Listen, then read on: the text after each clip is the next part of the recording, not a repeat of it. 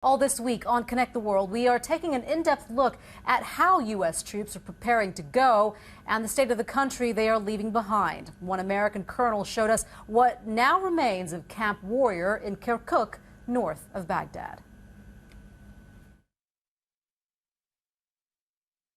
All of these MRAPs that you see here, they will be gone. Perimeter in. Absolutely, we're bringing the perimeter in.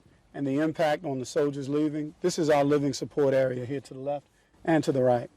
At any given time, a few weeks ago, you would see a couple of hundred soldiers moving in and out of this living support area. Right now, we barely see one. Now is we're securing the area that the Americans will occupy. We're reducing the size of the installation. This was once a heavily traveled intersection.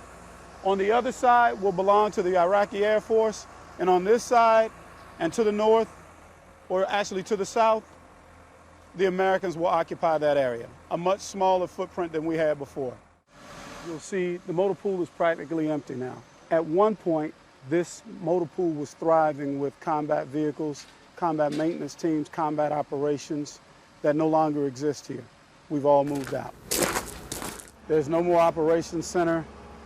There are no more battle captains. There are no more commanders.